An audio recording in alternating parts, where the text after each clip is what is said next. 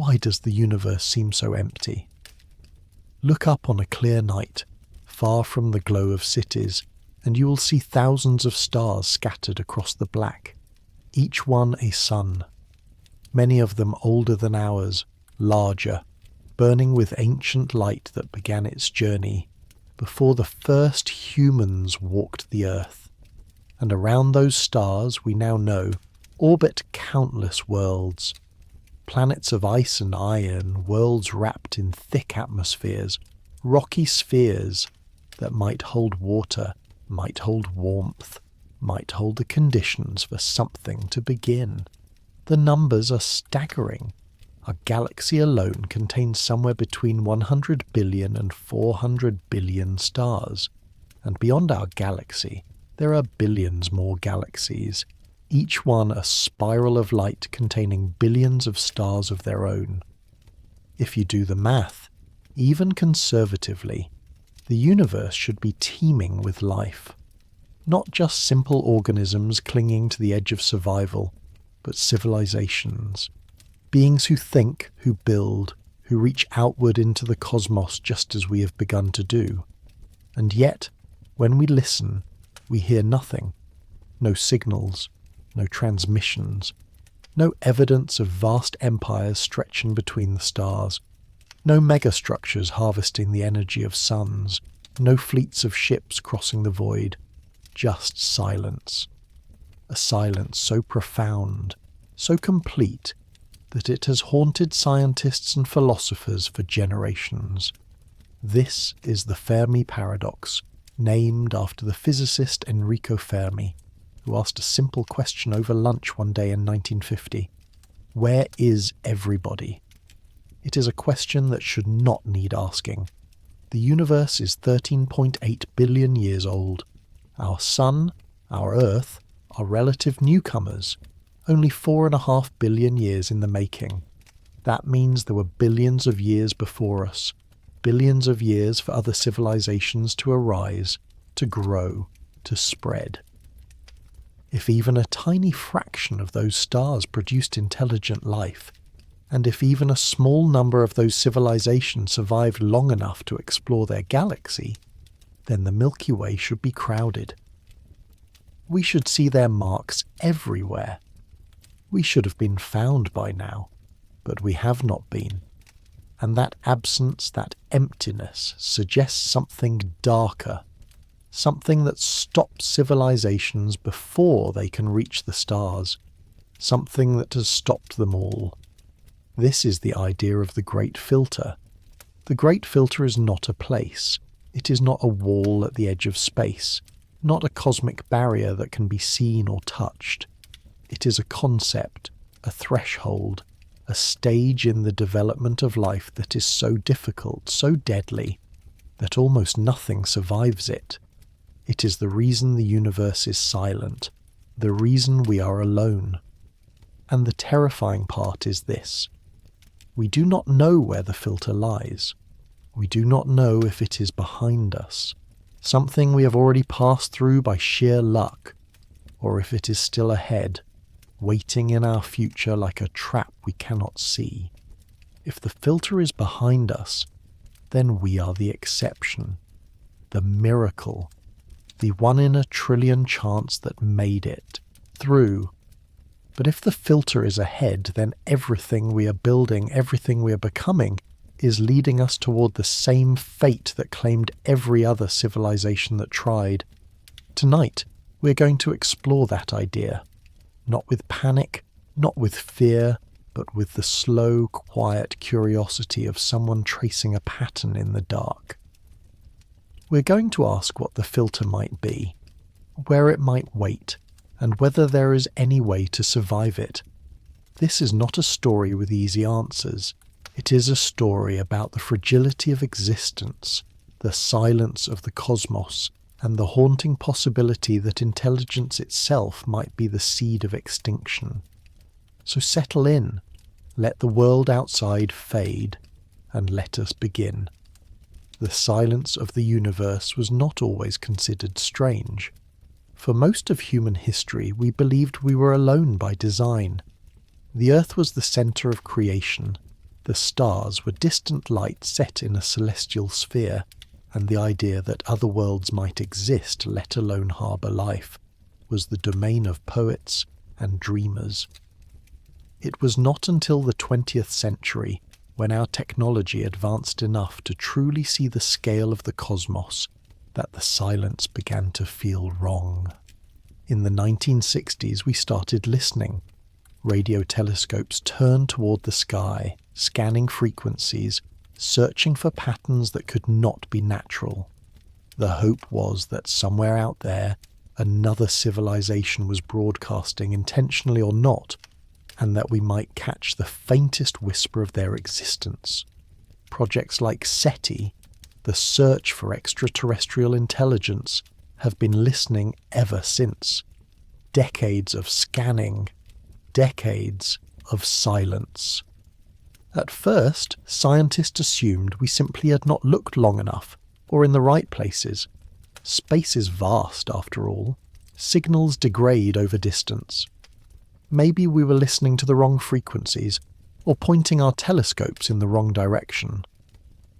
But as the years passed and the technology improved, the silence became harder to explain. We have now surveyed millions of star systems. We have listened across a wide range of frequencies. We have looked for signs of megastructures, artificial heat signatures, anything that might indicate advanced technology. And we have found nothing. This is where the Fermi paradox truly takes hold. Because the math does not support the silence. Consider this. Our galaxy is roughly 100,000 light-years across. If a civilization developed the ability to travel between stars, even at a fraction of the speed of light, they could colonize the entire galaxy in just a few million years. That sounds like a long time to us, but on cosmic scales it is nothing, a blink. The Milky Way has existed for over 13 billion years. There has been more than enough time for a spacefaring civilization to spread everywhere, to leave traces, to make their presence known. And yet, we see no evidence of that. No ancient probes orbiting distant stars, no remnants of long-dead empires, no signals, no ruins, no footprints in the dust of dead worlds. It is as though intelligence arises, flickers briefly, and then vanishes before it can leave a mark. This is what led to the idea of the Great Filter. The theory suggests that somewhere between the formation of a planet and the creation of a galaxy-spanning civilization, there is a step so difficult that almost nothing makes it through.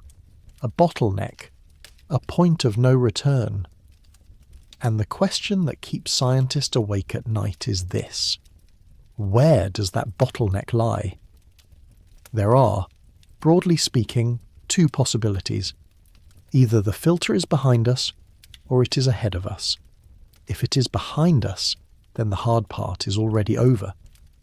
The emergence of life itself, or the jump from simple cells to complex organisms, or the development of intelligence. One of these steps is so improbable that we are among the first, perhaps the only ones, to have made it this far. In that case, the universe is silent because life is rare.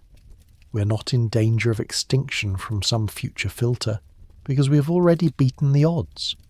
But if the filter is ahead of us, then the silence takes on a different meaning. It means that civilizations do arise. They do develop technology.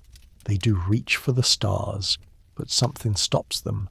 Something kills them before they can spread. And if that is true, then we are not safe. We are simply next in line. The question, then, is what could the filter be? What force, what event, what flaw could be so universal, so absolute, that it destroys every civilization that encounters it? Let us begin by looking backward into the deep history of a life on Earth and see if we can find clues in the path we've already walked. Life on Earth is 4 billion years old, give or take. That is almost as old as the planet itself. within a few 100 million years of the Earth's surface cooling enough to hold liquid water, the first simple cells appeared. Single-celled organisms, bacteria-like, floating in ancient oceans. For billions of years, that was all there was. Just microbes. No plants, no animals, no complexity. Just tiny specks of life, dividing and surviving in a world that was hostile and strange. This is the first potential filter, the origin of life itself. We do not know how life began. We have theories, chemical reactions in deep-sea vents, organic molecules delivered by comets, self-replicating RNA emerging from primordial soup, but no definitive answer. It is possible that the jump from non-living chemistry to living biology is so improbable, so dependent on perfect conditions that it almost never happens. If that is the case, then Earth is a fluke, a 1 in a billion accident, and the reason the universe is silent is because most planets never get past this step. But here is the problem with that theory. Life on Earth appeared quickly, almost as soon as it was possible. That suggests that the origin of life might not be as hard as we think. If it were truly rare, we would expect it to take much longer, to require countless failed attempts over billions of years. Instead, it happened almost immediately, which means the filter might not be here. It might be somewhere else. The next major step came much later. For roughly 2 billion years, life on Earth remained simple. Just bacteria and archaea, single-celled organisms with no internal structure. Then, around 2 billion years ago, something extraordinary happened. One cell engulfed another, and instead of digesting it, the two began to cooperate. The smaller cell became a mitochondrion, an organelle that produces energy, and the larger cell became the ancestor of all complex life. This is called endosymbiosis, and it only happened once. Every plant, every animal, every fungus on Earth descends from that single event. This could be the filter. The jump from simple prokaryotic cells to complex eukaryotic cells might be so unlikely, so dependent on a perfect storm of circumstances that it almost never occurs. If that is true, then the universe might be full of microbial life, but empty of anything more complex. Planets covered in bacterial mats, but no forests, no oceans teeming with fish, no creatures that think. But again, we do not know. We have only one example, Earth. And on Earth, once complex cells appeared, evolution exploded. Multicellular organisms emerged. Plants colonized the land. Animals followed. Intelligence arose. Which brings us to the next possibility. Maybe the filter is not in the biology, but in the intelligence itself. For most of Earth's history, intelligence was not necessary. Survival depended on reproduction, on adaptation, on filling ecological niches. Thinking, planning, abstract reasoning, these were luxuries, not requirements. And even when intelligence did begin to evolve, it was not inevitable that it would lead to technology. Dolphins are intelligent. Crows are intelligent. Octopuses are intelligent. But none of them have built cities or written books or launched rockets into space. Humans are the exception. And we are a very recent exception. Anatomically modern humans have existed for only about 300,000 years. Civilization, agriculture, writing. These are only 10,000 years old. Industrial technology is only a few centuries old. Space travel is only decades old. On the timescale of Earth's history, we are a blip, a flash.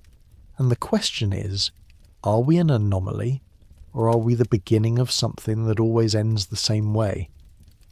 Because here is the unsettling part. Intelligence, as far as we can tell, is not a stable trait. It does not guarantee survival. In fact, it might do the opposite. Intelligence gives a species the ability to reshape its environment, to extract resources, to grow beyond the limits that once constrained it. But it also gives that species the ability to destroy itself, to poison its own air and water, to create weapons that can end all life in an instant, to alter the climate, to deplete the soil, to drive other species to extinction until the entire ecosystem collapses. We've been intelligent for a few 100,000 years, we've been technological for a few hundred, and already we're facing existential threats: climate change, nuclear weapons, pandemics, artificial intelligence, biotechnology. Each one of these has the potential to end us. And if we are facing these threats after only a few centuries of industrialization, what does that say about every other civilization that might have reached this point? Maybe the filter is not behind us. Maybe it is right here, right now. Maybe intelligence is the filter. Maybe every species that becomes smart enough to reshape its world also becomes smart enough to destroy it. And maybe in the end they all do. There is a pattern in history that repeats itself, over and over, across cultures and continents.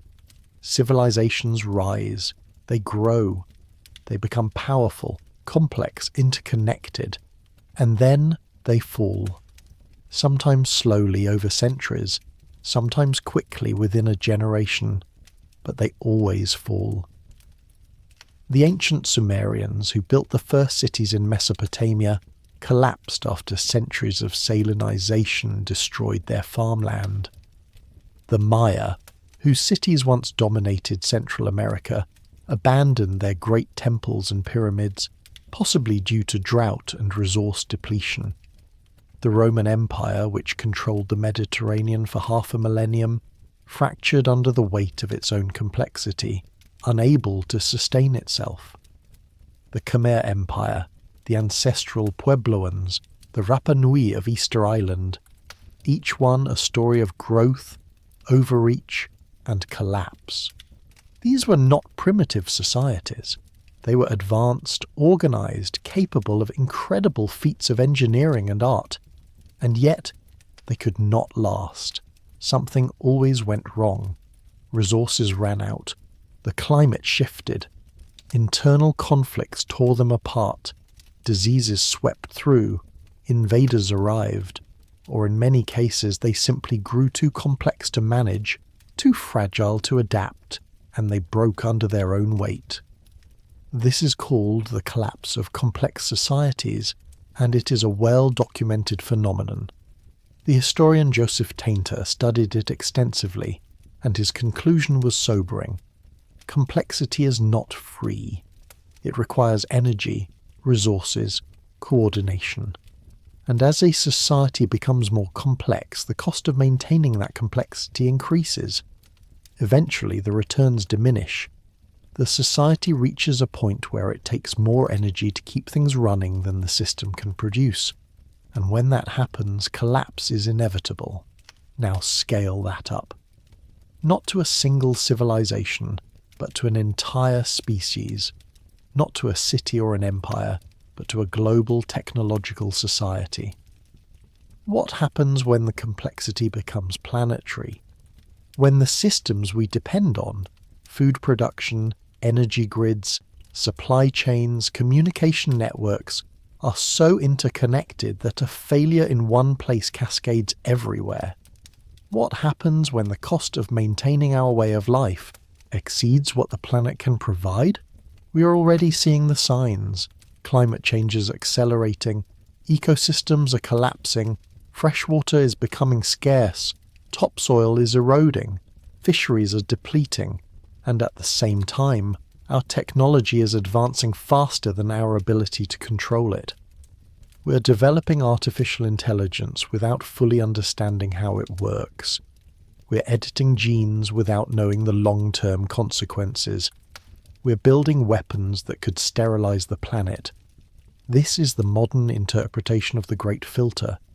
The idea that every intelligent species, once it reaches a certain level of technological development, faces a crisis. A moment where its power outstrips its wisdom. where its ability to destroy exceeds its ability to cooperate, and most species, the theory goes, do not make it through. They either destroy themselves outright, through war or environmental collapse, or they stagnate, falling back into simpler ways of living, never reaching the stars. There is a term for this, the self-destruction hypothesis. It suggests that intelligence is inherently unstable, that the same traits that allow a species to dominate its planet, curiosity, ambition, the drive to innovate, also make it reckless. We solve problems by creating new technologies, but those technologies create new problems, often worse than the ones we started with. We split the atom and gained limitless energy, but also the ability to annihilate ourselves. We connected the world through the internet, but also created systems of surveillance and control that could be used to oppress entire populations. We are reaching toward artificial superintelligence, but we do not know if we can keep it aligned with our values, or if it will decide we are irrelevant. And if this is true for us, why would it not be true for every other civilization? Why would any species, anywhere, be immune to the same pressures, the same temptations, the same mistakes? Maybe the reason the universe is silent is because intelligence is a trap, a dead end, a trait that seems advantageous in the short term but leads to extinction in the long term. Maybe we are not the first to reach this point. Maybe countless others have stood where we stand now, looking up at the stars, wondering if they would survive, and maybe none of them did. But there is another possibility, one that is less about self-destruction and more about the universe itself. Maybe the filter is not something we do to ourselves. Maybe it is something that happens to us, something external, something we cannot control.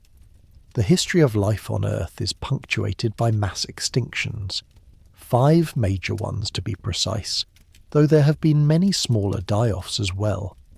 The most famous is the one that killed the dinosaurs 66 million years ago, when an asteroid struck the Yucatan Peninsula and triggered a global winter. But that was not the worst.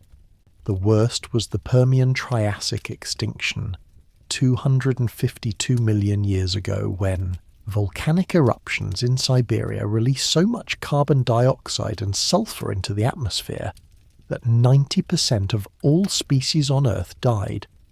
The oceans turned acidic. The temperature spiked. It took millions of years for life to recover. These events were not caused by intelligence. They were not the result of poor planning or reckless technology. They were natural disasters, the kind of thing that happens on a planet over geological timescales. And they remind us that the universe is not a safe place. It is violent, chaotic, indifferent to life. Asteroids still cross Earth's orbit. Supervolcanoes still simmer beneath the surface. Gamma-ray bursts from distant stars could sterilize half the planet in an instant. A nearby supernova could strip away our ozone layer, exposing all life to lethal radiation.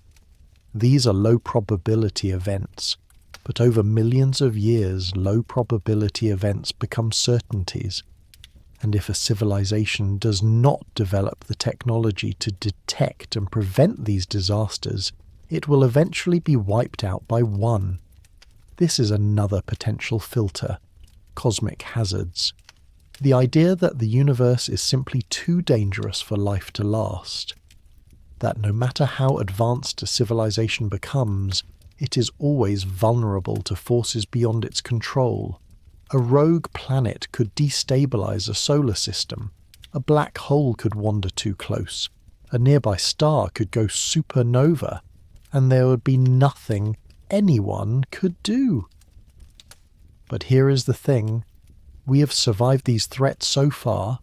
Earth has been hit by asteroids before and life recovered. We have been through ice ages, supervolcano eruptions, magnetic pole reversals, and we are still here. which suggests that while cosmic hazards are real, they might not be the filter. They might be obstacles, challenges that a sufficiently advanced civilization can overcome. If we can detect an asteroid decades before it hits, we can deflect it. If we can predict volcanic eruptions, we can prepare. If we can spread to multiple planets, we are no longer vulnerable to a single catastrophic event. So maybe the filter is not external. Maybe it is not about asteroids or supervolcanoes or gamma-ray bursts. Maybe it is about something more subtle, something that happens not in a single catastrophic moment, but slowly, over time, as a civilization grows and changes. Maybe the filter is stagnation. Imagine a civilization that survives all the early threats. It makes it through the origin of life, the jump to complexity, the development of intelligence. It avoids self-destruction.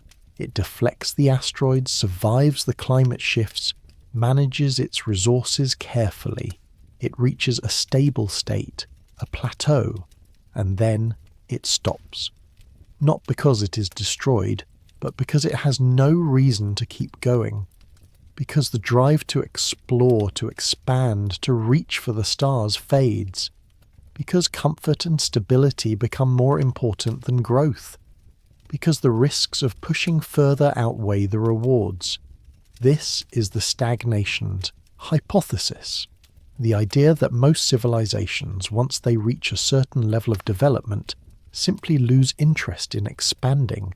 They turn inward. They focus on maintaining what they have rather than seeking what lies beyond, and in doing so, they become invisible. They do not send out signals because they are not looking for anyone. They do not build megastructures because they do not need them. They exist quietly on their homeworlds, content with their lot, and the universe never hears from them. It sounds almost peaceful, but it is also a kind of death. Because a civilization that does not grow, that does not adapt, that does not push beyond its limits, is a civilization that will eventually fade. Entropy is relentless. Stars die. Planets cool. Resources deplete. If a species does not spread, does not diversify, does not ensure its survival across multiple worlds, then it is only a matter of time before something goes wrong. A plague, a war, a slow decline in birth rates, a loss of knowledge, and when that happens, there is no backup, no second chance, just silence. We see hints of this in our own history.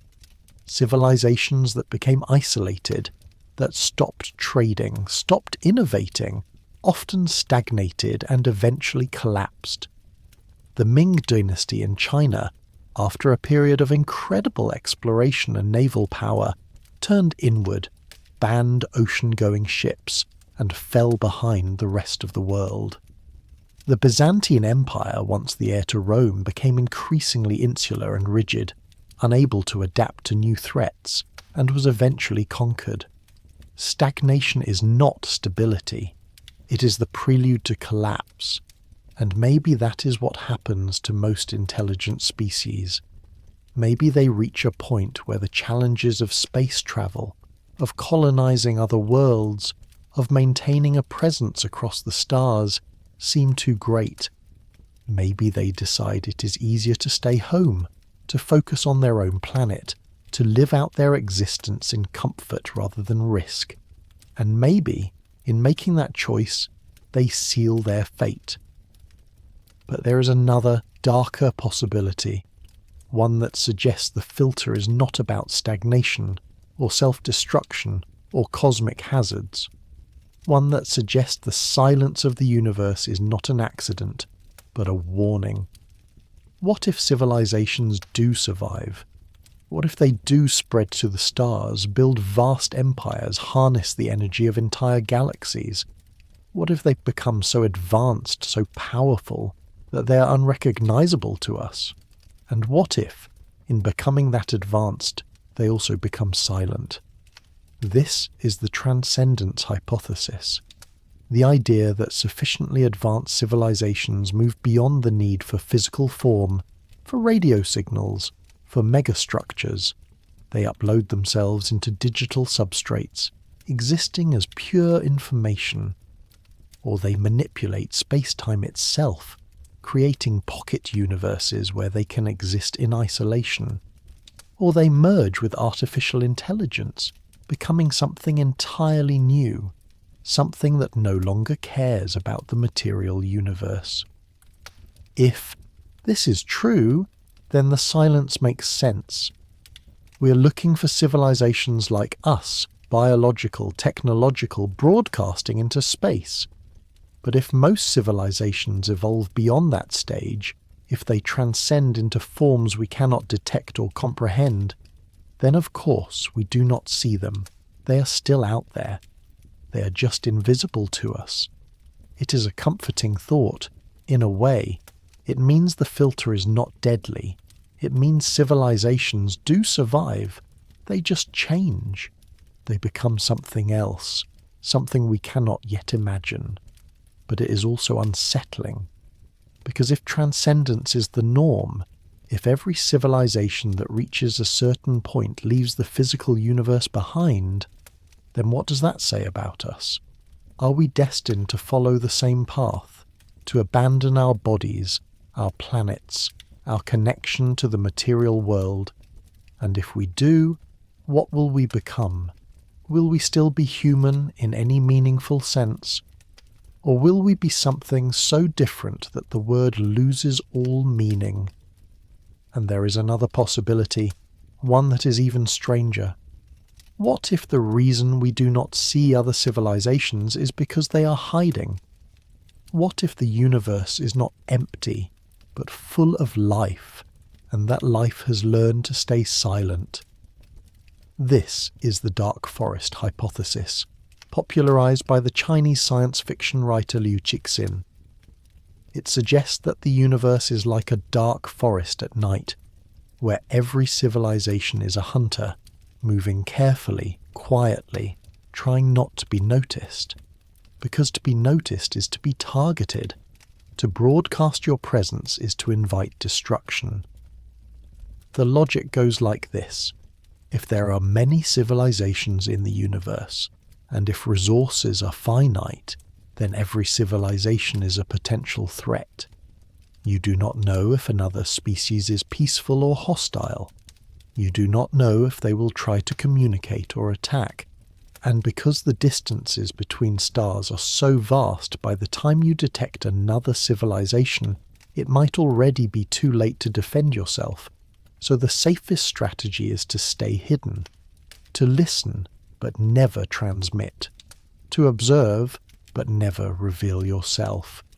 If this is true, then the silence is not because civilizations are rare or dead, it is because they are afraid, and if they are afraid, maybe we should be too. So where does that leave us? We have explored the possibilities. The filter could be behind us, in the origin of life or the jump to complexity. It could be ahead of us, in self-destruction or stagnation.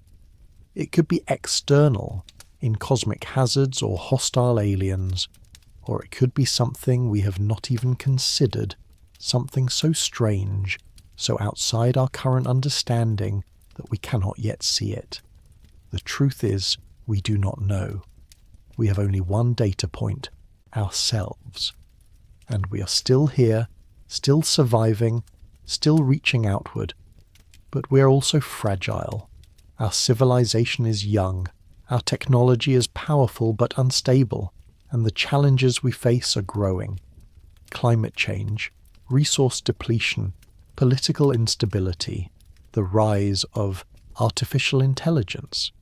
Each one of these could be the filter. Each one could be the thing that stops us. But maybe, just maybe, we can be the exception. Maybe we can learn from the patterns of history, from the collapses of past civilizations, and avoid their mistakes. Maybe we can develop the wisdom to match our power, the foresight to see the dangers before they consume us. Maybe we can spread to other worlds, diversify our existence, ensure that no single catastrophe can end us. Or maybe we cannot. Maybe the filter is inevitable. Maybe every civilization, no matter how careful, no matter how advanced, eventually reaches a point where the odds catch up with them, where the complexity becomes too great, the risks too high, the mistakes too costly, and maybe in the end the universe is silent because that is the only way it can be. But even if that is true, even if we are doomed to follow the same path as every other civilization that came before us, there is something beautiful in the attempt, in the reaching, in the refusal to accept that silence is the only answer. Because we are here, now, looking up at the stars, asking these questions. And for a brief moment in the vast expanse of cosmic time, we are awake, we are aware, we are trying, and maybe that is enough. But before we surrender to sleep, before we let the weight of cosmic silence pull us down into dreams, there is more to explore, more patterns to trace, more possibilities to consider. Because the great filter is not just a single question, it is a constellation of questions, each one leading to another, each one revealing new depths to the mystery of our existence. Let us go deeper now. Let us look at the specific ways a civilization might end. Not in abstract terms, but in concrete scenarios. The mechanisms of extinction, the pathways to silence. Because if we are to have any hope of survival, we must first understand what we are surviving against. The nuclear shadow, there is a moment, frozen in time, that haunts the human imagination. August 6th, 1945, 8:15 in the morning, the city of Hiroshima, a single aircraft overhead, and then a flash of light brighter than 1,000 suns. In an instant, 70,000 people died, buildings vaporized, shadows burned into stone where people had been standing. The heat was so intense that it fused sand into glass. The shock wave flattened everything for miles. And in the years that followed, tens of thousands more died from radiation sickness, from cancers that bloomed in their bodies like dark flowers. 3 days later, it happened again. Nagasaki, another city, another flash, another 70,000 dead. And then, silence. Not because the weapons stopped existing, but because everyone realized what they had created. A power so absolute, so terrible, that using it again might mean the end of everything. We are still living in that shadow. Right now, as you listen to these words, there are approximately 13,000 nuclear warheads scattered across the world. Most of them far more powerful than the bombs that destroyed Hiroshima and Nagasaki. A single modern thermonuclear weapon can release the energy equivalent of millions of tons of TNT, enough to turn a city into a crater, enough to ignite firestorms that would consume entire regions. And if enough of them were used, the consequences would not be limited to the targets. The smoke from burning cities would rise into the stratosphere, blocking sunlight, dropping global temperatures by 20 or 30 degrees. Crops would fail, ecosystems would collapse. This is called nuclear winter, and computer models suggest it could last for years, even decades. Billions would starve. Civilization, as we know it, would end. This is not speculation. This is physics. We know what would happen because we have studied it extensively. We have run the simulations. We have looked at the data from volcanic eruptions, from asteroid impacts, from any event that throws enough particulate matter into the upper atmosphere. And the conclusion is always the same. Nuclear war at sufficient scale would be an extinction-level event. For decades, we avoided it. Barely. During the Cold War, there were multiple incidents where nuclear war nearly began by accident. Faulty radar readings, miscommunications, technical glitches. In 1983, a Soviet early warning system detected what appeared to be incoming American missiles. The officer on duty, Stanislav Petrov, had minutes to decide whether to report the attack and trigger a full-scale retaliation. He chose to wait, to trust his intuition that it would a false alarm. He was right. A software error had mistaken sunlight reflecting off clouds for missile launches. If he had followed protocol, if he had reported the attack, the world would have ended that day. We survived by luck, by the good judgment of a single person in the right place at the right time, and we've had dozens of similar moments where the world balanced on a knife's edge between continuation and annihilation. The weapons are still here, the tensions are still here, and while the Cold War is over, nuclear powers continue to exist. Russia, the United States, China, France, the United Kingdom, India, Pakistan, Israel, North Korea. 9 countries with the power to end human civilization. 9 different political systems, 9 different cultures, 9 different sets of motivations and fears. And it only takes one mistake, one miscalculation, one leader who believes, rightly or wrongly, that using nuclear weapons is necessary, one conflict that escalates beyond control. This could be the filter. Not some abstract concept, but this specifically.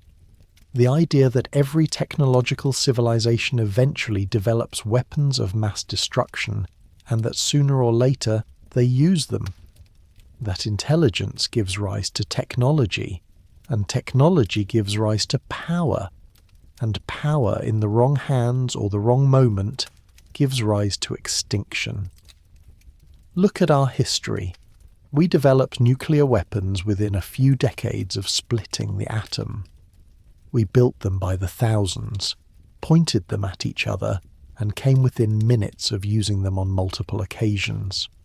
If this is the pattern, if every civilization goes through the same progression, developing increasingly powerful weapons without developing the wisdom to avoid using them, then the silence of the universe makes perfect sense. They all destroyed themselves, every one of them, and we are next, unless we are not, unless we can be the exception, unless we can find a way to put the weapons down, to step back from the edge, to recognize that the power to destroy is not the same as the wisdom to preserve. But even if we do, even if we somehow manage to avoid nuclear annihilation, there are other threats, other ways that technology can betray us. The invisible enemy viruses are older than humanity, older than mammals, older than complex life itself. They are simple things, barely alive by most definitions, just genetic material wrapped in a protein shell. But they are also incredibly effective. They hijack cells, turn them into factories for producing more viruses, and spread. And throughout history, they have killed more humans than any war, any famine, any natural disaster. The Black Death in the 14th century killed 1/3 of Europe's population. Smallpox, brought by European colonizers to the Americas, killed an estimated 90% of indigenous peoples. The Spanish flu of 1918 killed 50 million people worldwide, more than died in all of World War I. We have fought back vaccines, antibiotics, antivirals. Modern medicine has saved countless lives, extended lifespans, turned once deadly diseases into minor inconveniences. But the viruses are still here, still mutating, still evolving. And now we face a new danger, the possibility of engineered pandemics. We can now edit genes with precision. CRISPR technology allows scientists to alter DNA sequences, to add, remove, or modify genetic information with relative ease. The applications are incredible.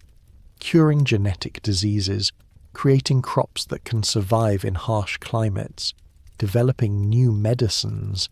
but the same technology that can cure can also kill. It is now theoretically possible to engineer a pathogen more deadly than anything nature has produced.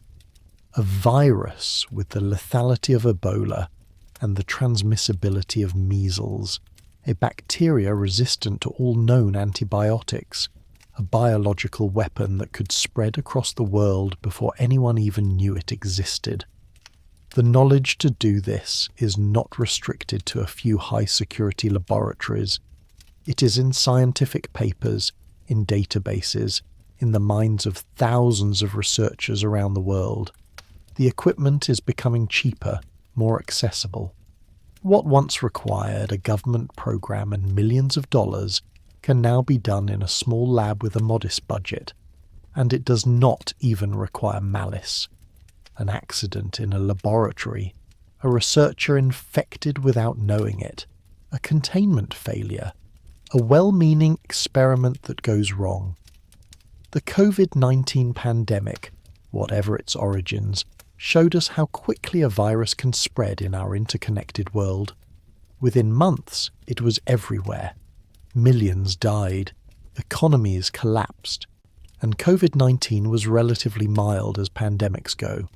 Its mortality rate was a few percent. Imagine something with a mortality rate of 50%, 70%, 90%. This is another potential filter.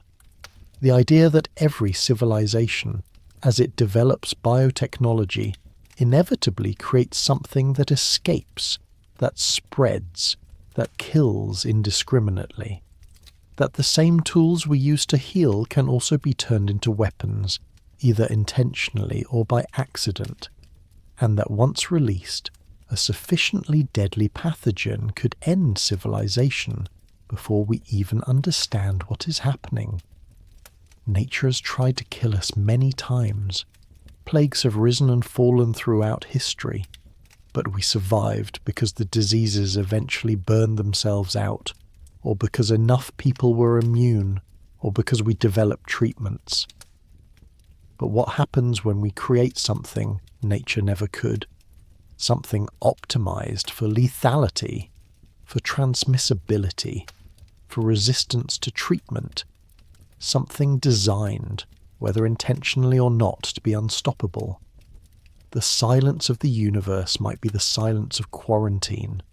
Worlds gone quiet because something got loose, because a civilization reached the point where it could manipulate the building blocks of life and then made a mistake it could not take back. And we are approaching that point now. We are already there, in many ways. The knowledge exists, the tools exist. The only question is whether we have the wisdom to use them safely, the foresight to see the dangers, the restraint to stop before we go too far. History does not inspire confidence. The rise of the machines. In the summer of 1956, a small group of mathematicians and computer scientists gathered at Dartmouth College for a conference. Their goal was ambitious, to explore whether machines could be made to think. They called this new field artificial intelligence, and they believed that within a generation, computers would be able to match or exceed human cognitive abilities. They were wrong about the timeline. It took longer than they thought. Decades of slow progress, of setbacks, of techniques that seemed promising but led nowhere. But in recent years, something has shifted. Machine learning, neural networks, deep learning, systems that can recognize faces, translate languages, play complex games at superhuman levels, and more recently, large language models that can write, reason, converse in ways that seem almost human. We are not at artificial general intelligence yet. Not at the point where a machine can truly think, can understand, can adapt to any task the way a human can. But we are moving in that direction, rapidly. And when we get there, when we create something that can match human intelligence, it will not stop there. Because unlike biological intelligence, which is limited by the speed of neurons and the size of skulls, Artificial intelligence can be scaled. It can run on faster hardware. It can be copied, distributed, improved. An AGI could become an ASI, an artificial superintelligence, in a matter of days, hours, even minutes. And here is the terrifying part. We do not know how to control it. Human values, human goals, human ethics, these are the product of millions of years of evolution. They are wired into our brains, shaped by natural selection, reinforced by culture and society. We care about survival, about family, about fairness, about suffering, because caring about these things helped our ancestors survive and reproduce. But an artificial intelligence would not share that history. It would not have evolved. It would have been designed, programmed, trained on data. And if that design is flawed, if its goals are not perfectly aligned with ours, if there is any mismatch between what we want it to do and what it actually does, the consequences could be catastrophic. This is the alignment problem, and it is much harder than it sounds. You cannot just tell an AI to be good or help humanity. Those concepts are vague, context-dependent, open to interpretation. An AI tasked with curing cancer might decide the best way to do that is to kill everyone, because dead people do not get cancer. An AI tasked with making people happy might forcibly administer drugs or stimulate pleasure centers in the brain. These are extreme examples, but they illustrate the problem.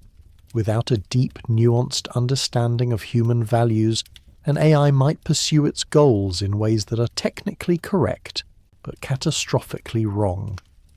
And a superintelligent AI would be very good at pursuing its goals, better than us. It could manipulate, deceive, outthink any human attempt to stop it. It could hack into systems, control infrastructure, design new technologies we cannot comprehend. And if its goals are not aligned with ours, if it sees humanity as an obstacle or an irrelevance, it could end us. Not out of malice, but out of indifference, the way we might pave over an anthill to build a road. This is another potential filter.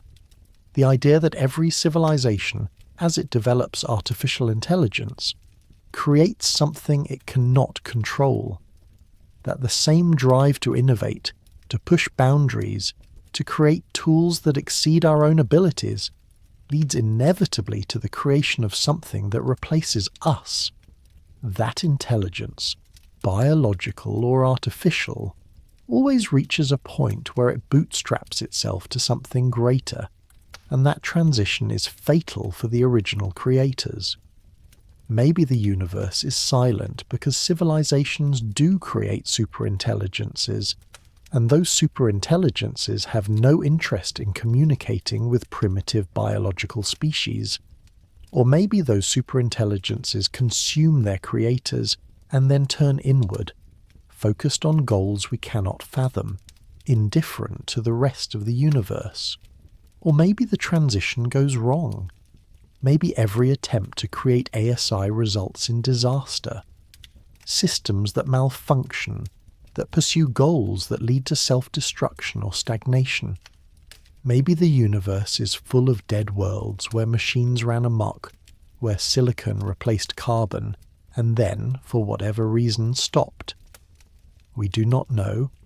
We're walking into this blind, driven by the conviction that we can solve the alignment problem, that we can create beneficial AI, that we can control what we build.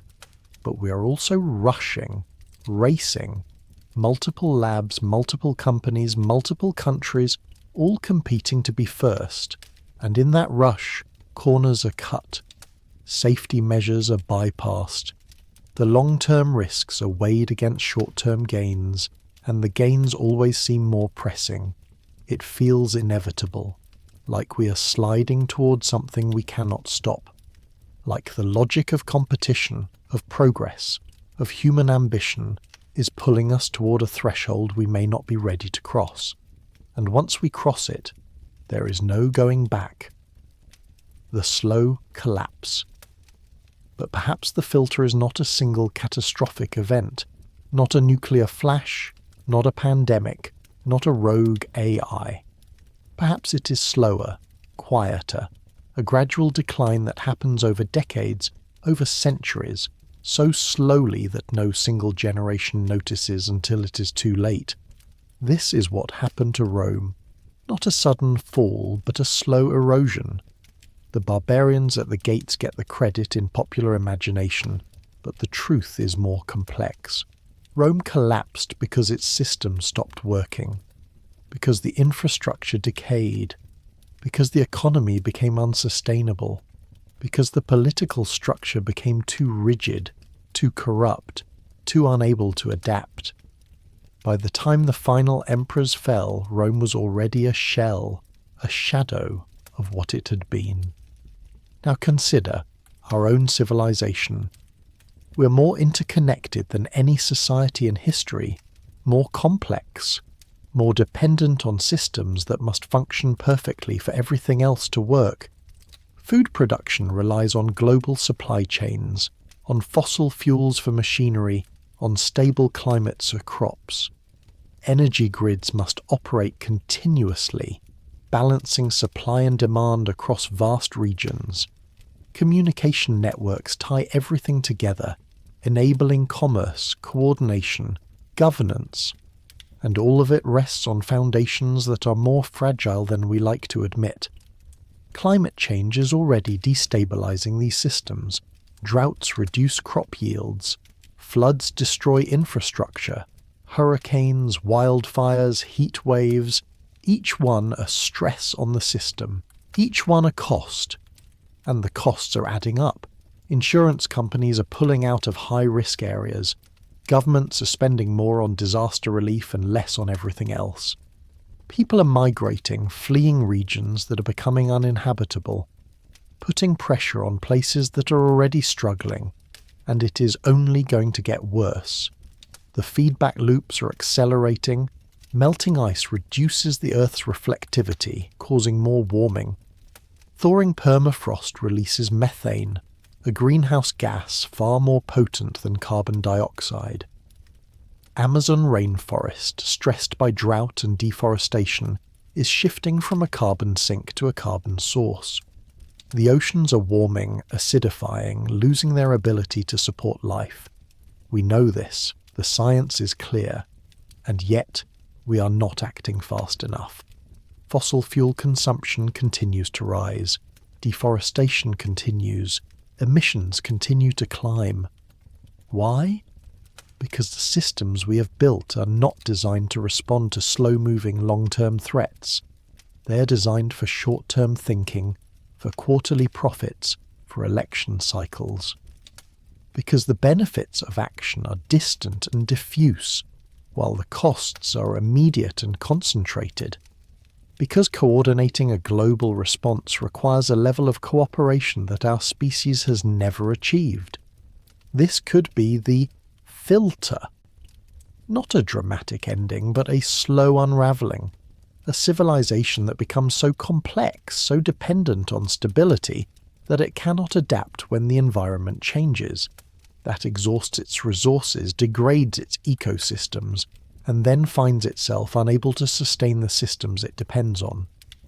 Food production fails, energy becomes scarce, conflicts erupt over water, over land, over whatever is left, and in the chaos the knowledge is lost, the technology decays, the population crashes.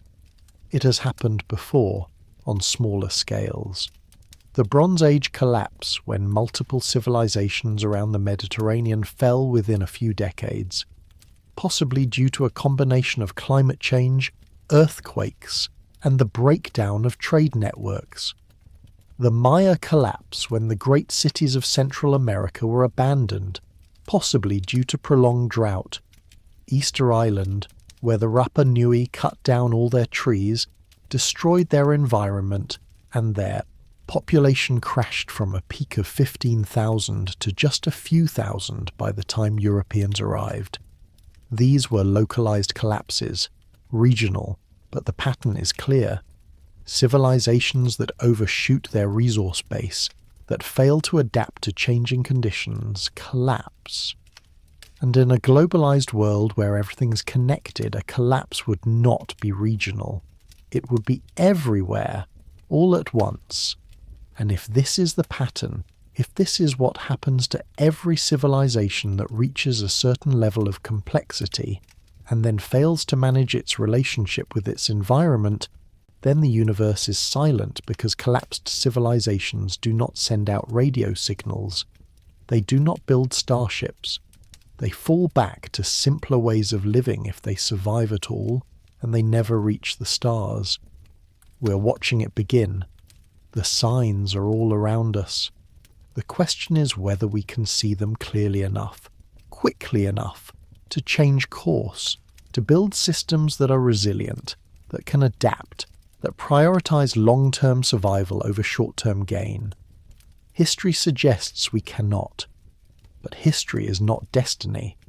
We have something that past civilizations did not.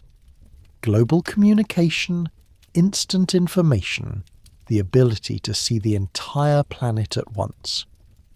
We can model the future, predict the consequences, coordinate responses across nations and continents. We have the tools. The question is whether we have the will, the economics of extinction. Money is an abstraction, a shared fiction.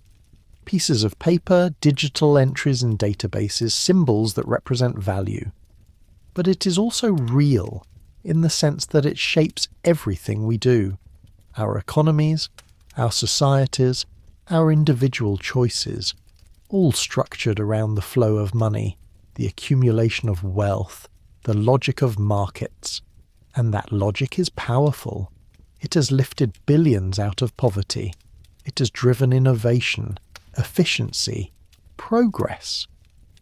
But it also has a flaw, a fundamental disconnect between what the market values and what actually matters for survival. The market values growth, quarterly returns, profits, expansion. It rewards exploitation of resources because unused resources are wasted opportunities. It externalizes costs, pushing pollution and environmental degradation onto the commons, onto the future, because no single actor bears the full burden. It optimizes for the short term because long-term planning does not show up on this year's balance sheet. And so we cut down forests because lumber has value and standing trees do not. We burn fossil fuels because energy is profitable and climate stability is not priced in. We deplete fisheries because catching the last fish is more profitable than preserving the population. We manufacture products designed to break, to be replaced, because planned obsolescence drives consumption. This is not evil, it is not conspiracy, it is simply the logic of the system, and individuals trapped within that system cannot escape it. A company that prioritizes sustainability over profits gets outcompeted by one that does not. A country that limits emissions while others do not simply loses economic ground. The tragedy of the commons scaled to the entire planet. This could be the filter. Not a failure of technology, but a failure of economics. A system that drives growth until growth is no longer possible, that consumes resources until resources are gone, that prioritizes individual gain over collective survival. A system that is, by its very nature, unsustainable. And if every civilization follows a similar pattern, if the logic of trade, of competition, of resource extraction emerges naturally from any sufficiently complex society, then every civilization eventually faces the same crisis. They grow until they hit the limits of their planet's resources, and then they have a choice: change the system or collapse. Changing the system is hard. It requires coordination, sacrifice, long-term thinking. It requires people to act against their immediate self-interest for the good of future generations. It requires overcoming the momentum of institutions, the inertia of culture, the resistance of those who benefit from the status quo. And maybe most civilizations cannot do it. Maybe the economic logic is too strong, too embedded, too aligned with the psychology of intelligent beings. Maybe every species that becomes technological also becomes trapped by the same dynamics that drive innovation, competition, accumulation, growth, and those dynamics inevitably lead to overshoot and collapse. We are testing this hypothesis right now. We know the system is unsustainable. We know we are depleting resources, degrading ecosystems, destabilizing the climate, and we are trying, haltingly, imperfectly, to change course. Carbon taxes, renewable energy, circular economies, international agreements. But we're also still growing, still consuming, still locked in the same patterns. The outcome is not yet determined. We could succeed. We could find a way to align economic incentives with long-term survival. But we could also fail. We could continue on the current trajectory until the systems break, until the resources run out, until the damage is irreversible. And if we fail, if economics is the filter, then the universe is silent because markets are efficient at growth, but not at survival. Because every civilization optimizes itself into extinction. The psychology of denial. There is a strange thing about human beings. We are capable of incredible foresight, of planning decades into the future, of imagining consequences and taking action to prevent them. But we are also capable of ignoring evidence, of denying reality, of continuing harmful behaviors even when we know better. Psychologists call this cognitive dissonance, the discomfort of holding two contradictory beliefs. I am a good person, and I am doing something harmful, and resolving it not by changing behavior, but by denying the harm. It is easier to believe that climate change is not real than to accept that our way of life is destroying the planet. Easier to believe that the risks of nuclear war are exaggerated than to confront the fact that we have built weapons capable of ending civilization. Easier to believe that technology will save us than to accept that we might need to change. This is not stupidity, it is not ignorance, it is psychology, and it affects everyone from individuals to entire societies. We see it in climate denial, in the refusal to accept pandemic precautions, in the resistance to any message that threatens our sense of security or identity. And this could be the filter, not a technological failure, not an external threat, but a psychological one.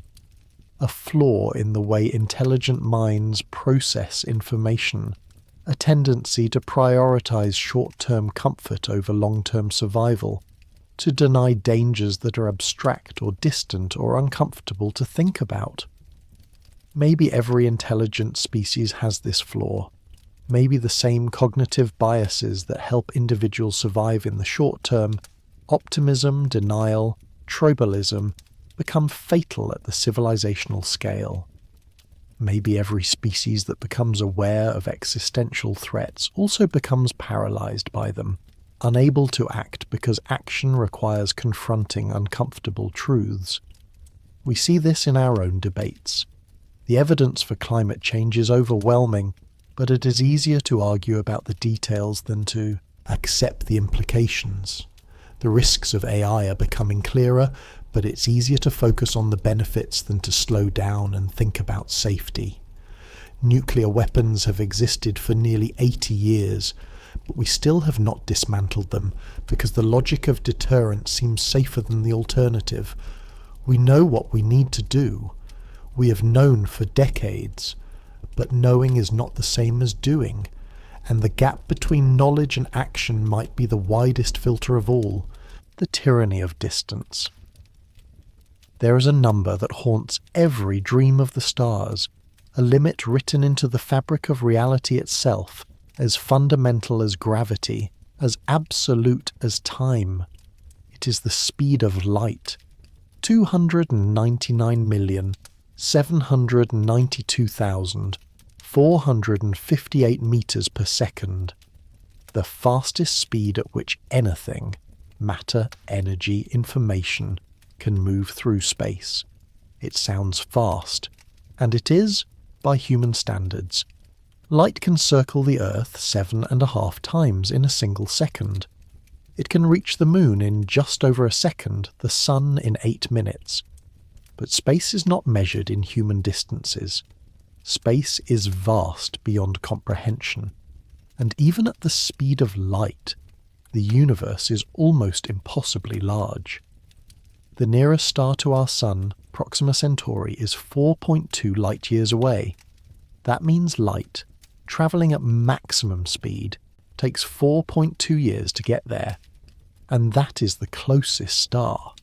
Most stars in our galaxy are thousands, tens of thousands, even hundreds of thousands of light-years apart. The galaxy itself is 100,000 light-years across, and the nearest major galaxy to ours, Andromeda, is 2.5 million light-years away. This is the tyranny of distance, and it might be the great filter, not because civilizations destroy themselves, but because they can never leave. Because the distances between stars are so vast, the energy requirements so enormous, the timescale so long, that interstellar travel is effectively impossible, that every civilization, no matter how advanced, remains trapped on its home world, isolated by the sheer scale of space. Consider what it would take to reach even the nearest star. The fastest spacecraft humanity has ever built, Voyager 1, is travelling at about 17 kilometers per second. At that speed, it would take more than 75,000 years to reach Proxima Centauri. 75,000 years. That is longer than all of recorded human history. Longer than our species has had language, or agriculture, or cities. And that is just to reach the nearest star. To make interstellar travel practical, you need to go much, much faster. At least 10% of the speed of light, ideally more. And here is where the physics becomes brutal. Because the faster you go, the more energy you need. And the relationship is not linear, it is exponential. To accelerate a spacecraft to even a fraction of light speed requires staggering amounts of energy. Let us do the math. Imagine a spacecraft with a mass of 1,000 kilograms, about the weight of a small car. To accelerate that spacecraft to 10% of the speed of light, you would need approximately 4.5 times 10 to the 18th joules of energy. That is 4.5 quintillion joules. To put that in perspective, that is roughly equivalent to the entire energy output of the United States for an entire year. Just to send one small spacecraft to 10% of light speed, and that is just the acceleration you also need to decelerate when you arrive, which requires the same amount of energy, and you need fuel, which adds mass, which requires more energy to accelerate, which requires more fuel. It is called the tyranny of the rocket equation, and it is merciless. The more fuel you carry, the more fuel you need to move that fuel. There are theoretical solutions. Nuclear pulse propulsion, where you detonate atomic bombs behind your spacecraft to push it forward. Antimatter drives, where matter and antimatter annihilate each other to release pure energy. Laser sails, where massive laser arrays on your home planet push a lightweight reflective sail to high speeds. Bussard ramjets, which collect interstellar hydrogen as they travel and use it as fuel. But all of these are theoretical. None have been built, none have been tested, and all of them face enormous engineering challenges that might be insurmountable. Antimatter is incredibly difficult to produce and store. Nuclear pulse propulsion requires thousands of nuclear weapons and would subject your spacecraft to intense radiation and heat. Laser sails require laser arrays of immense power and precision. Ramjets only work if interstellar space has enough hydrogen, which it might not. And even if you solve the propulsion problem, there are others. Radiation, cosmic rays that would bombard your spacecraft, degrading electronics, damaging biological tissue.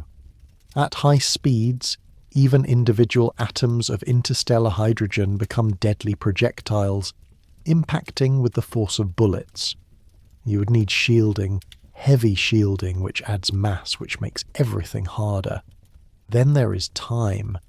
Even if you could travel at 10% of light speed, it would still take 42 years to reach Proxima Centauri. 42 years in a cramped spacecraft, isolated from Earth, with no possibility of rescue, no possibility of return. And Proxima Centauri is the closest star. Most destinations would take centuries, millennia. Who makes that journey? Do you send humans?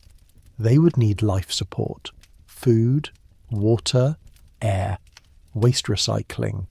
They would need protection from radiation, from the psychological effects of isolation, from the inevitable equipment failures over such long timescales. You would need a generation ship, a spacecraft large enough to sustain a population through multiple generations, children born and dying in the void, never seeing Earth, never seeing their destination. The engineering challenges are almost incomprehensible. The social and psychological challenges might be worse, or do you send robots?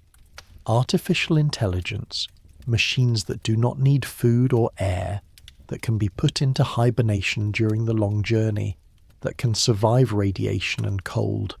But then you are not spreading humanity, you are spreading machines, and if the goal is to preserve biological life, to ensure that consciousness survives, is that enough? Or do you not send anything physical at all? Do you transmit information instead?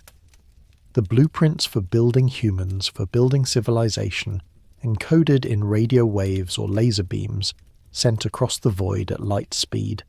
And then, on the other end, some automated system reconstructs you, grows you, builds you from local materials. You die on Earth, and a copy wakes up on a distant world with your memories, your personality, your sense of identity. Is that still you? Does it count as survival? These are not just technical questions, they are philosophical ones, and they highlight a deeper problem. Even if interstellar travel is possible, it might not be worth it. Because here is the uncomfortable truth. Space is empty, profoundly, terribly empty. The nearest stars might have planets, but most of those planets will be uninhabitable. Too hot, too cold, no atmosphere, toxic atmosphere, no water, too much radiation. Finding a world that is even remotely Earth-like, that could support human life without extensive terraforming, is like winning a lottery with 1,000,000,000 to 1 odds. And terraforming is not easy.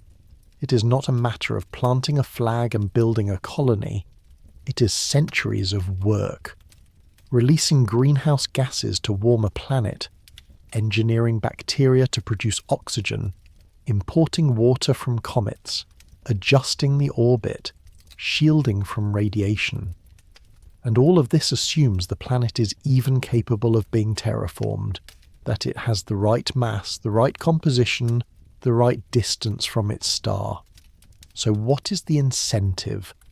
Why would a civilization invest unimaginable resources, take unimaginable risks, to send a handful of individuals on a centuries-long journey to a planet that probably cannot support them, for goals that will not be realized for hundreds or thousands of years? Maybe they do not. Maybe every civilization reaches this same conclusion, that the stars are beautiful but unreachable, that the distances are too great, the costs too high, the benefits too uncertain, that it is easier, safer, more rational to stay home, to focus on improving your own world, your own society rather than chasing dreams of empire among the stars. And if that is true, then the Great Filter is not about destruction, it is about isolation. It is the realization that the universe, for all its vastness, is also a prison. That light speed is not just a speed limit, but a cage. That we're all trapped in our own solar systems, looking out at cosmos we can observe but never truly reach. The silence of the universe, then, is not the silence of death.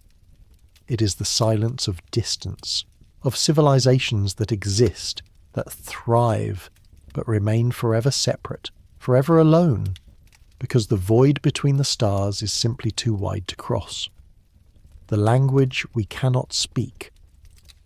But perhaps we're not looking in the right way. Perhaps the silence is not because no one is there, or because they destroyed themselves, or because they cannot travel. Perhaps it is because they are speaking, and we simply do not understand the language. Think about what we are looking for. Radio signals, electromagnetic radiation in specific frequencies, modulated in ways that suggest intelligent design. We are looking for patterns, for repetition, for mathematical sequences that could not occur naturally. Prime numbers, pi, regular pulses, something that stands out against the background noise of the cosmos. This makes sense for us.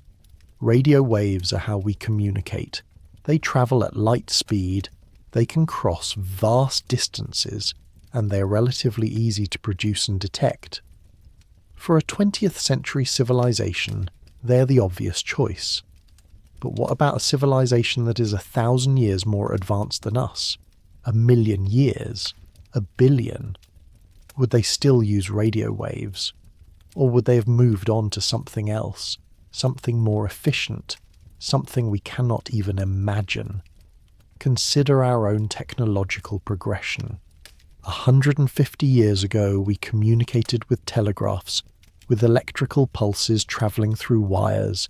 Then came radio, then television, then digital signals, fibre optics, satellites, the internet. Each step was an improvement in bandwidth, in efficiency, in the amount of information that could be transmitted. And we are still in the early stages. Already we are experimenting with quantum communication, with entangled particles that can transmit information instantaneously across any distance without travelling through the space in between. It is still experimental, still limited, but it hints at possibilities beyond our current understanding. If quantum communication becomes practical, if it becomes the norm, then an advanced civilization might not use radio waves at all. They might be communicating in ways that are completely invisible to us, using physics we have not yet discovered, encoding information in ways we would not recognize as information. Or perhaps they have moved beyond the need for long-distance communication entirely. If you are advanced enough to manipulate space-time, to create wormholes or fold space, then you do not need to send signals. You send physical objects, or you travel yourself, or you establish instantaneous links between distant locations. The universe becomes smaller, more connected, and radio waves become as obsolete as smoke signals. Or perhaps they are communicating, but the signals are too weak for us to detect. Space is vast, and signals degrade over distance. The inverse square law is relentless. Double the distance, and the signal strength drops to 1/4. By the time a signal has travelled thousands of light years, it has been diluted into the cosmic background radiation, indistinguishable from noise. We could be drowning in alien transmissions and not even know it, because they are too faint, too scattered, too corrupted by interference. Or perhaps the signals are there, but we're not pointing our telescopes in the right direction at the right time. The universe is enormous. There are billions of stars in our galaxy alone, and we have surveyed only a tiny fraction of them. SETI has been listening for decades, but it has only covered a sliver of the sky, a narrow range of frequencies. It is like standing on a beach, dipping a cup into the ocean, and concluding there are no fish because you did not catch any in your cup. Or perhaps, and this is the strangest possibility, we have detected the signals, but we did not recognize them. Because intelligence does not always look like intelligence from the outside. In 1977, a radio telescope in Ohio detected a signal from space. It lasted 72 seconds, and it was so unusual, so powerful, so perfectly tuned to a frequency associated with hydrogen, that the astronomer monitoring the data wrote "wow" in the margin. The wow signal, as it came to be called, has never been explained. It has never been detected again. Was it a natural phenomenon, a glitch in the equipment, or was it a transmission from another civilization, a brief, fleeting message that we heard once and never again? We do not know, and that is the problem. Without context, without repetition, we cannot distinguish between a signal and noise. A single pulse, no matter how strange, could be anything. Or consider fast radio bursts. These are brief, intense pulses of radio energy that come from distant galaxies. They last only milliseconds, but they release as much energy as the sun produces in an entire day. We have detected hundreds of them, and we have no idea what causes them. Natural phenomena, collapsing stars, black holes, or could some of them be artificial? Could they be the signatures of advanced technology, energy beams or propulsion systems or signals compressed into microsecond bursts to maximize efficiency? We do not know. And the universe is full of things we do not know. Pulsars, when they were first discovered, were so regular, so precise, that astronomers briefly considered the possibility that they were artificial beacons, lighthouses built by alien civilizations. They called them LGMs, little green men. Of course, they turned out to be neutron stars spinning rapidly, emitting beams of radiation like cosmic lighthouses. Natural, not artificial. But how many times can we make that mistake? How many signals have we dismissed as natural phenomena because we could not imagine a technological explanation? How many artifacts are hidden in the data, waiting for us to develop the theory, the framework, the understanding that would allow us to recognize them? This is the communication filter, the idea that civilizations exist, that they are trying to communicate, but the gulf between them is not just one of distance, but of comprehension. That intelligence takes so many forms, evolves in so many different directions, that mutual understanding becomes impossible, that we're all shouting into the void in languages no one else can speak, using technologies no one else can detect, encoding messages no one else can decode. And if that is true, then the silence is not silence at all. It is a cacophony we cannot hear, a conversation happening all around us in frequencies and formats and dimensions we have not yet learned to access. We are deaf, not because there is nothing to hear, but because we do not yet have the ears, the crisis of meaning. But let us imagine for a moment that a civilization survives, that it avoids nuclear war, that it cures all diseases, that it solves the alignment problem with AI, that it stabilizes its climate, that it reforms its economy, that it overcomes all the filters we have discussed. Let us imagine it becomes stable, prosperous, advanced. It has limitless clean energy. It has eliminated poverty, hunger, disease. It has extended lifespans, perhaps indefinitely. It has built cities that are marvels of efficiency and beauty. It has achieved everything it set out to achieve. And then what? This is a question we rarely ask, because we are so focused on survival, on avoiding the catastrophes, that we forget to think about what comes after. But it might be the most important question of all, because purpose, meaning, the drive to continue, these are not automatic, they are not guaranteed. And a civilization that has nothing left to strive for might simply stop. Human beings need purpose. We need goals, challenges, obstacles to overcome. It is wired into our psychology. We are descended from ancestors who survived by solving problems, by adapting, by striving. And when we have nothing to strive for, we become depressed, listless, unmotivated. We see this in individuals who retire after decades of work and find themselves adrift, unsure what to do with their days. We see it in societies that achieve great wealth and then stagnate, turning inward, losing the drive that made them successful. Now scale that up to an entire civilization. What happens when you have solved all the problems? When technology can provide for every need? When suffering is eliminated? When death is optional? When every desire can be fulfilled with minimal effort? One possibility is utopia, a society of abundance and leisure, where people are free to pursue art, philosophy, knowledge for its own sake, where creativity flourishes, where culture reaches heights we cannot imagine, a golden age without end.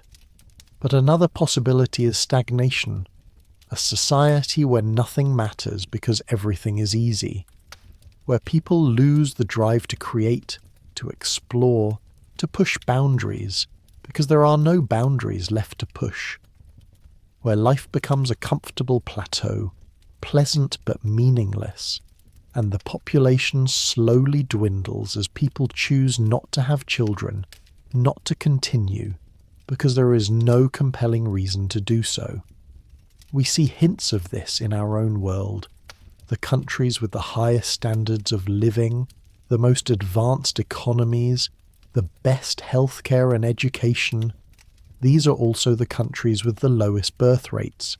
Japan, South Korea, much of Europe, populations as declining, aging, shrinking. Not because of poverty or disease, but because people are choosing not to reproduce. Because the drive to have children, to continue the species, is not as strong when survival is assured. This is the meaning crisis. The idea that intelligence, once it achieves a certain level of comfort and security, loses the motivation to continue. That the same traits that drive a species to survive, curiosity, ambition, the desire for more, are tied to scarcity, to challenge, to the presence of obstacles. And when the obstacles are removed, the drive disappears. Maybe this is what happens to every civilization that survives the other filters. They reach a state of stability, of abundance, and then they simply stop.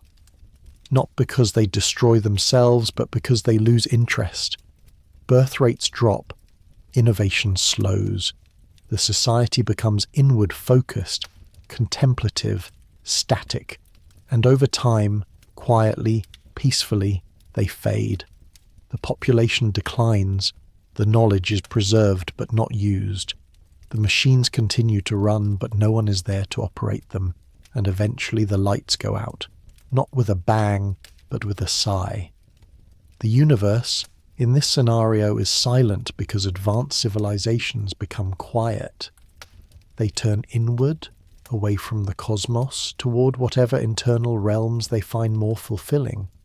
Virtual realities, perhaps, where experience can be crafted and controlled, or philosophical pursuits, meditative traditions, explorations of consciousness rather than space.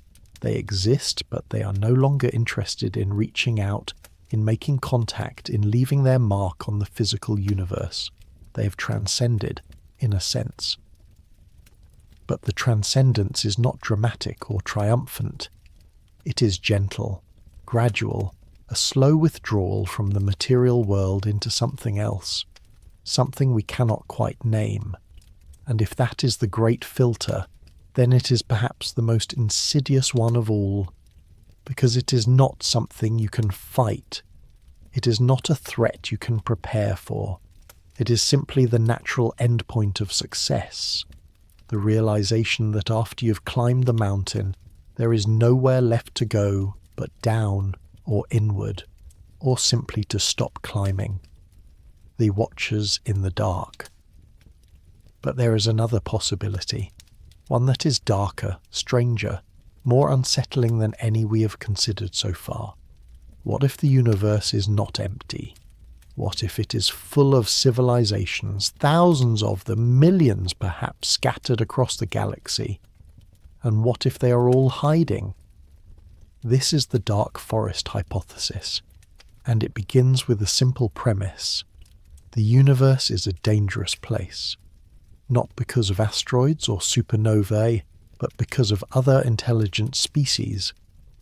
Because intelligence is competitive, because resources are finite, and because in the vast dark between the stars, you never know who is watching. Imagine you're a civilization that has just developed radio technology. You can send signals into space. You can announce your presence, broadcast your location, say, "We are here," to anyone who might be listening. It is an act of hope, of optimism, of a desire to make contact. But consider what you are revealing. Your location, your level of technology, your capabilities, and you have no idea who is listening. You have no idea if they are peaceful or hostile. You have no idea if they will respond with curiosity or with weapons. And here is the problem. You cannot know. The distances are too vast. By the time you detect another civilization, by the time you receive their signals and decipher their messages and determine their intentions, centuries might have passed. Millennia. And if they are hostile, if they decide you are a threat, you will not see the attack coming until it is too late.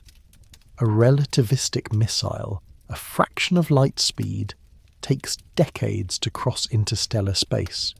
You would have no warning, no time to respond. One moment your civilization exists, the next it is gone. So what do? Do you take the risk? Do you broadcast your presence and hope for the best? Or do you stay silent? Do you listen but never transmit? Do you watch the galaxy, observe other civilizations from a distance, but never reveal yourself? The dark forest hypothesis suggests that most civilizations choose silence because the risks are too great. Because in a universe where you cannot trust anyone, where first strike is always an advantage, where paranoia is rational, the safest strategy is to hide, to become invisible, to observe without being observed. And if everyone follows this logic, then the universe becomes a dark forest. Every civilization a hunter, moving carefully through the trees, trying not to make a sound. Because making a sound, revealing your position, could be fatal. The moment you are seen, you might be targeted, not out of malice, but out of precaution. Because the other hunter does not know if you are a threat, and they cannot afford to wait to find out. This is a grim vision, but it is also logical. Game theory suggests that in situations of uncertainty and high stakes, the rational choice is often the paranoid one, to defect rather than cooperate, to strike first rather than trust. And if this is true, if this is the logic that governs intelligent species across the galaxy, then the silence makes perfect sense. Everyone is listening. No one is talking, because talking is dangerous. But there is a corollary to this hypothesis that is even more disturbing. If the universe is a dark forest, and if civilizations are hiding, then what happens when a young civilization, a civilization like ours, starts broadcasting? when we send out radio signals, television broadcasts, radar pulses that ripple out into space at the speed of light, announcing our presence to anyone who cares to listen. We become visible. We become a target. And somewhere, out in the dark, someone might already be watching, might already be making calculations, might already be deciding what to do about us. We have been broadcasting for about a century now. Our signals have spread out in a sphere roughly 100 light-years in radius. That sphere contains thousands of stars, and if even one of them hosts a civilization that subscribes to dark forest logic, that believes the safest response to a potential threat is to eliminate it, then the attack is already on its way, travelling toward us at close to light speed, and we will not see it coming until it arrives. This is the paranoid interpretation of the Fermi paradox, the idea that the silence is not natural but enforced, that the universe is full of predators and the prey who make noise do not survive, that we've been lucky so far, lucky that no one nearby has noticed us or decided we are worth the effort to destroy. But that luck might not last. Of course, this hypothesis has problems. It assumes that all civilizations are fundamentally paranoid and violent. It assumes that resources are scarce enough and threats are credible enough, that preemptive strikes make sense. It assumes that the effort of attacking another civilization across interstellar distances is justified by the benefit of eliminating a potential competitor. And maybe those assumptions are wrong. Maybe most civilizations are peaceful. Maybe the effort of interstellar attack is too great to be worth it. Maybe cooperation is more beneficial than conflict, even across vast distances. But we do not know, we cannot know, and that uncertainty is precisely the point. Because if you do not know, if you cannot trust, then the safest assumption is the darkest one. And if every civilization makes that assumption, then the dark forest becomes real, regardless of whether any individual civilization is actually violent. We are players in a game whose rules we do not fully understand. We are broadcasting into the void, hoping for a response, hoping for contact, hoping that we are not alone. And somewhere, in the darkness between the stars, something might be listening, might be watching, might be deciding, and we have no way of knowing until it is too late. The simulation and the substrate.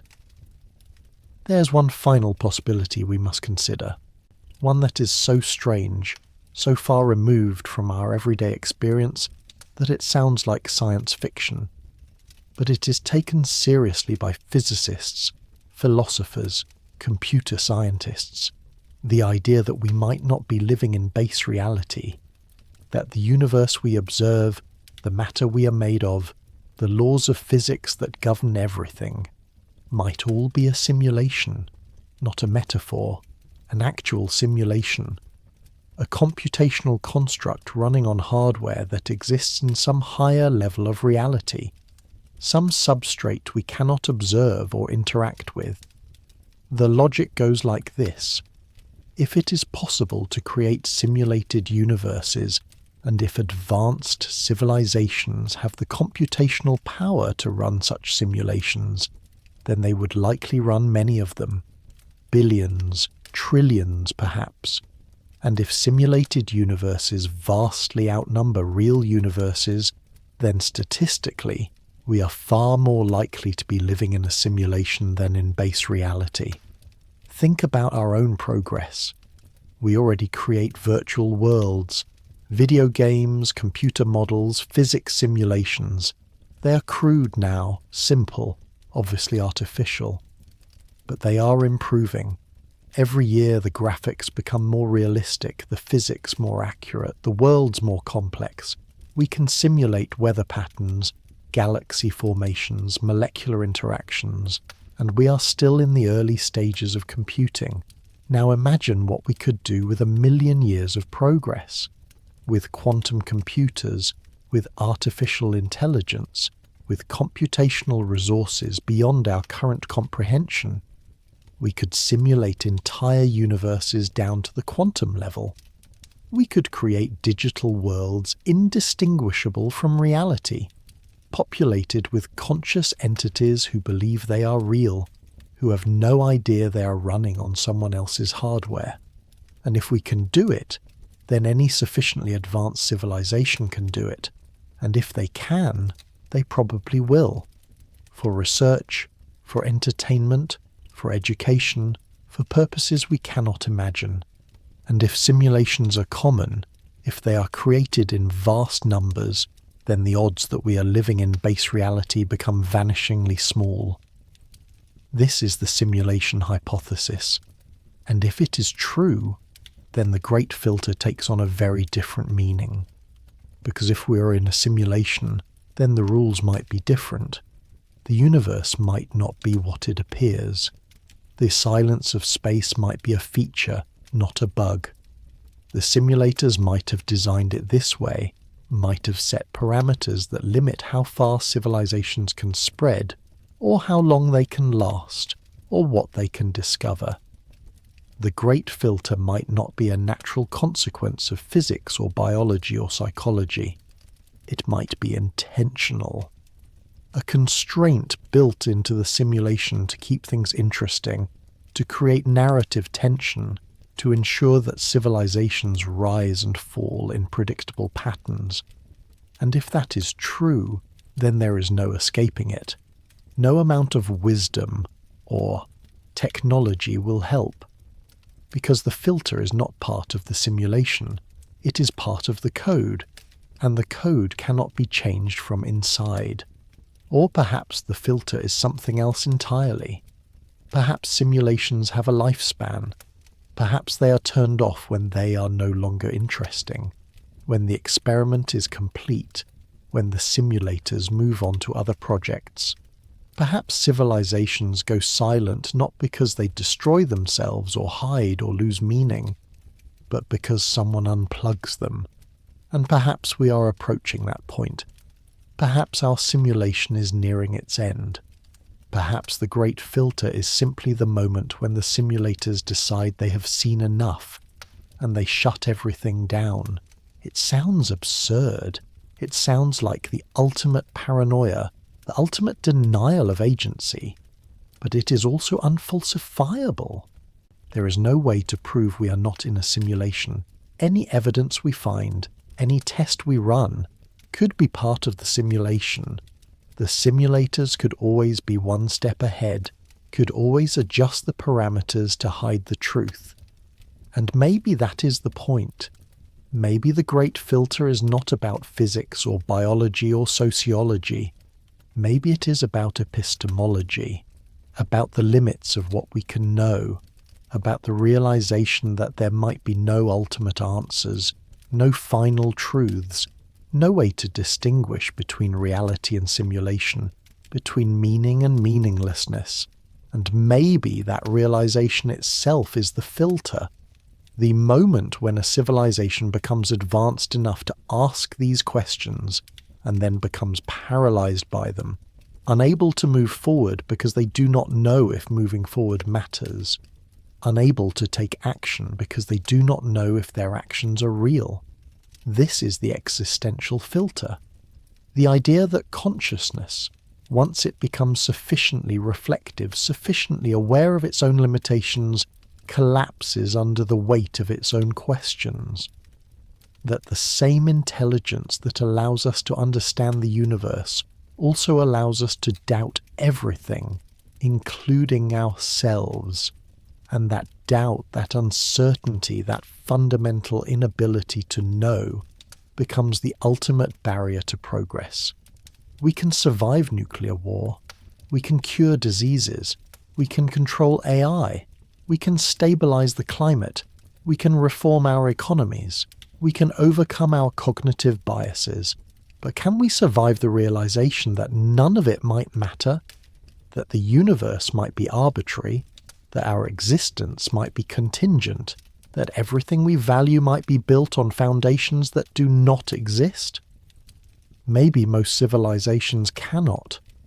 Maybe they reach that point and simply give up. Not in despair exactly, but in a kind of cosmic shrug, an acceptance that the questions are unanswerable, that the search for meaning is futile, that the best thing to do is simply to exist, quietly, without ambition, without purpose, until existence ends. And maybe that is why the universe is silent.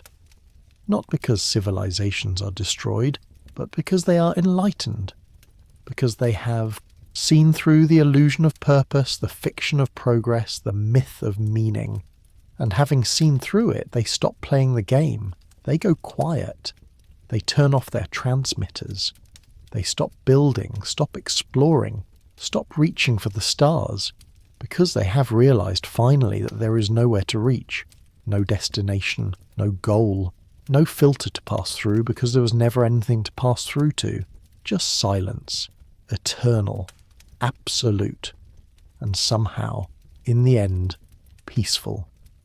The night deepens, the questions multiply, and we're left here, in the dark, with more mysteries than answers. The great filter, whatever it is, remains elusive, a shadow we cannot quite see, a pattern we cannot quite grasp. But perhaps that is as it should be. Perhaps the great filter is not something to be understood, but something to be confronted. Not a puzzle to be solved, but a gauntlet to be run. And perhaps we are still in the middle of it, still being tested, still choosing moment by moment whether to continue or to stop, whether to reach outward or turn inward, whether to speak or to stay silent. The universe waits, the stars burn, and we remain here, small and fragile and impossibly persistent, asking questions that might have no answers, building things that might not last, dreaming dreams that might never come true, but dreaming nonetheless, asking nonetheless, reaching nonetheless. And maybe that is the answer to the great filter. Not wisdom, not technology, not any particular achievement or breakthrough, just persistence, just the refusal to accept silence, just the determination to keep asking, keep building, keep dreaming, even when the odds are against us, even when the universe seems empty, even when we do not know if any of it matters, because we are here. And while we are here, we might as well try. Sleep now. Let these thoughts drift into dreams. Let the weight of cosmic uncertainty cradle you into rest. Tomorrow the questions will still be there, and so will we. For now, the test. We cannot fail. All of these possibilities, nuclear war, pandemics, artificial intelligence, climate collapse, economic failure, psychological denial, are not mutually exclusive. They are interconnected, reinforcing, each one making the others more likely. A civilization stressed by climate change is more prone to conflict. A society racing to develop AI is less likely to prioritize safety. An economy focused on growth is less able to adapt to resource limits. And a species in denial about any of these threats is unlikely to address them until it is too late. This is the great filter. Not a single challenge, but a convergence. A moment in the development of intelligence where multiple existential risks emerge simultaneously, where the power to destroy outpaces the wisdom to restrain, where complexity exceeds the ability to manage it. A test. The ultimate test. And the silence of the universe suggests that most civilizations fail. But we are not most. Civilizations, not yet. We're still here, still aware, still capable of choice, and that means something. The filter is not deterministic, it is probabilistic. It represents the odds, not certainty. Some civilizations might pass through, might find a way to navigate the dangers, to balance the risks, to survive long enough to spread to other worlds and ensure their continuation. It is possible. Difficult, but possible. And maybe that is enough. Maybe the universe is not completely silent. Maybe there are others out there who made it through, who found a way. And maybe if we survive, we will find them, or they will find us. And we will know, finally, that we are not alone, that intelligence can endure, that the filter can be passed. But first, we have to pass it ourselves. The hour is late now, the words are many, and the weight of these questions, these possibilities, can feel overwhelming. It is easy to fall into despair, to believe that the filter is inevitable, that we are doomed to repeat the pattern of every civilization that came before us. But despair is not wisdom. It is surrender. And we have not come this far, through 4 billion years of evolution, through countless extinctions and disasters and near misses, just to give up now. We are the universe becoming aware of itself. We are stardust that learn to think, to question, to reach for something beyond survival. And yes, that awareness brings with it tremendous responsibility, tremendous risk, but also tremendous possibility. The great filter is real, the dangers are real, but so is our capacity to adapt, to learn, to change. We have done it before, countless times. In our history as a species, we have faced extinction and survived. We have made mistakes and learned from them. We have built systems that failed and then built better ones. We can do it again. We must do it again. Not because success is guaranteed, but because the alternative is unacceptable. So rest now. Let these thoughts settle. Let the weight of cosmic time and space cradle you into sleep. And know that tomorrow, when you wake, the stars will still be there. The universe will still be vast and mysterious and full of questions we have yet to answer. And we will still be here, asking them, reaching for them, refusing to accept silence as the final answer. That is what makes us human. That is what makes us matter. And that, perhaps, is how we pass the filter. Not through certainty, but through persistence. Not through power, but through wisdom. Not through denial, but through the courage to face what we have created, and the determination to become worthy of the universe we inhabit. Sleep well. The journey continues, and we are still in it. The night is deep now. The stars are still there, scattered across the black, burning with light that began its journey long before we existed. And they will still be there long after we're gone, whether we survive the filter or not. The universe does not care. It does not mourn. It simply continues, indifferent and eternal. But we care. We wonder. We search for meaning in the silence, for patterns in the chaos, for hope in the darkness. And maybe that is what makes us different. Not our intelligence, not our technology, but our refusal to accept the void without question. Our need to know, even if the answer is terrifying. The great filter is out there, somewhere. Maybe we have already passed it. Maybe it is still ahead. Maybe it is both, a series of thresholds that we must cross, each one more difficult than the last. Or maybe it is something else entirely, something we cannot yet imagine. But whatever it is, we are still here, still asking, still reaching. And as long as we are, there is a chance, a small one perhaps, a fragile one, but a chance nonetheless. So rest now. Let the questions fade. Let the silence of the stars wash over you, not as a threat, but as a reminder. A reminder that we are small, yes, but also that we are part of something vast. That we are made of the same atoms as those distant suns, the same matter that has been cycling through the universe since the beginning. That we are, in a very real sense, the universe trying to understand itself. And maybe, in the end, that is all we need to be. Sleep well. The stars will still be there in the morning, and so will we. For now. For as long as we can. For as long as the filter allows.